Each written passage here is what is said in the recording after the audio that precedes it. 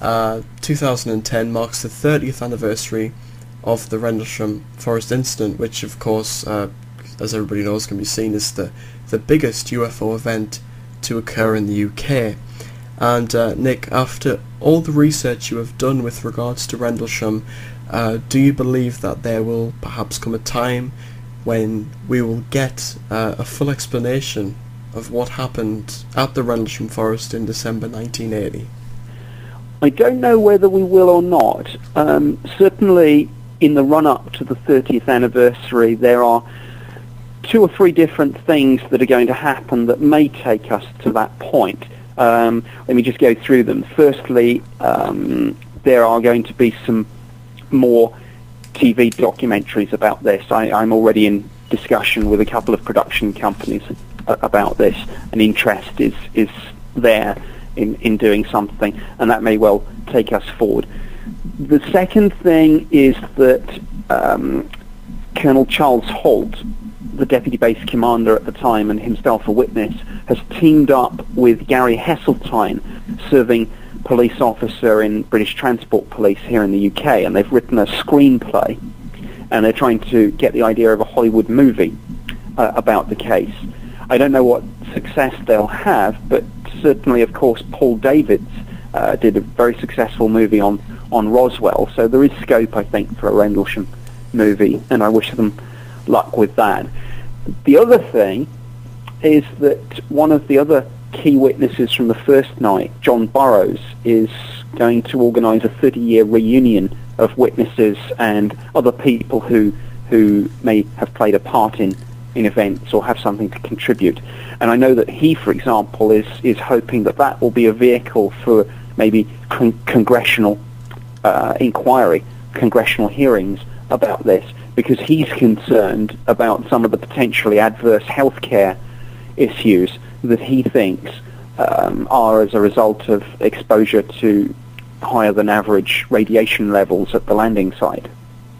So whether all this is going to lead to some great revelation, or whether it's just like Roswell, just going to we'll chip away at it but not reach a definitive solution, I don't know.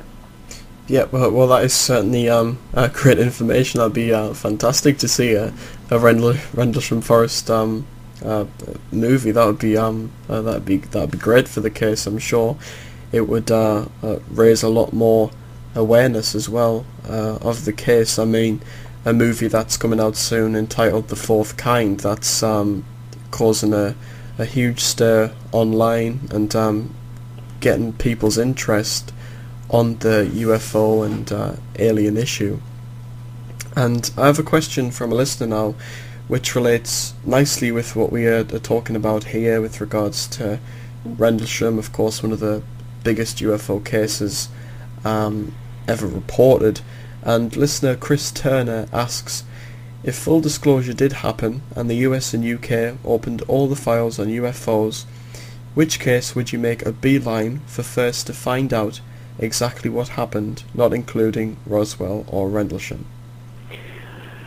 Well, I suppose the Cosford incident is one that springs to mind, though I have to say, I mean, that's a case that I investigated from 1993, involving a wave of sightings that took place over a period of about 6 hours in the UK.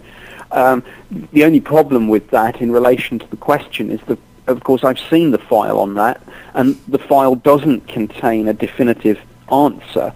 It just concludes unknown. But if I, to slightly evolve the question, if I could solve one other case apart from Roswell or Rendlesham, it would be that one. But I wouldn't expect any great revelation, because, as I say, I was the one who actually opened the case file, so I know what's in it, and of course that's one file that has been released now under the Freedom of Information Act.